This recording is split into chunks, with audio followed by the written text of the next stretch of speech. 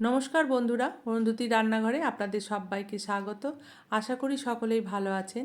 আজকের রেসিপি মটর ডাল দিয়ে কচুর শাকের রান্না। আমি কিভাবে করেছি রান্নাটা দেখাই, আর এইভাবে সম্পূর্ণ একটা নিরামিষ রেসিপি আপনারা অবশ্যই একবার বানিয়ে দেখতে পারেন। খেতে কিন্তু বেশ ভালো হয়। চলুন তাহলে রান্নাটা শুরু করা যাক। প্রথমে কচুর শাকগুলোকে কেটে নিয়েছি। দেখুন কতগুলো খোসা বেরিয়েছে, কাটতে একটু ঝামেলা হয়।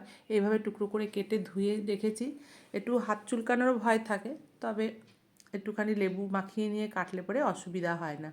এবার আমি প্রেসার কুকারের মধ্যে এটাকে সেদ্ধ করে নেব। তার জন্য একটু হলুদ দিয়ে দিলাম, আর এক চিট লেবু কেটে রসটা দিয়ে দিলাম। আর হাতগুলোও ভীষণ কালো হয়ে যায় এর জন্য। তো যাই হোক, এর মধ্যে দিয়ে তারপরে আমি একটুখানি মটর ডাল ভিজিয়ে রেখেছিলাম, সেই ডালটাকেও এর মধ্যে দিয়ে দিলাম। আর দিয়ে তারপরে একটুখানি পরিমাণ মতো জল দিয়ে দেবো। জলটা খুবই অল্প লাগবে। এবার এটা সিটি দিয়ে নেব, আর প্রেসার কুকারে কয়েকটা 4-5টা সিটি দিলেই হয়ে যাবে। এদিকে একটা মশলা রেডি করে নেব। তার জন্য আমি এখানে একটু আদা দিয়েছি, একটু গোটা জিরে, গোটা ধনে, আর একটু গোলমরিচ, কয়েকটা গোলমরিচ আর একটা কাঁচা লঙ্কা। এইটাই মশলাটা করব। দেখুন খুবই সামান্য একটু মশলা।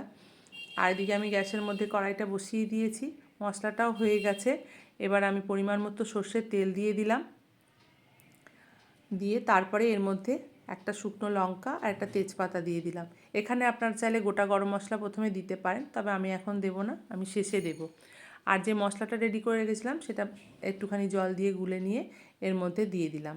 এবার এটাকে একটুখানি ভালো করে মানে কষিয়ে নেব। আর এদিকে কচু শাকটাও সেদ্ধ হয়ে গেছে।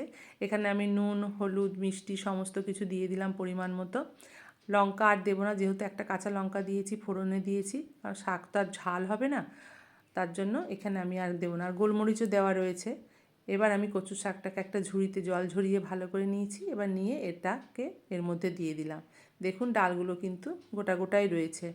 আপনারা চাইলে কিন্তু ডালটা এই সময়তেও দিতে পারেন, সেদ্ধ না করে এখানেও দিতে পারেন, তাতেও কিন্তু বেশ ভালো লাগবে।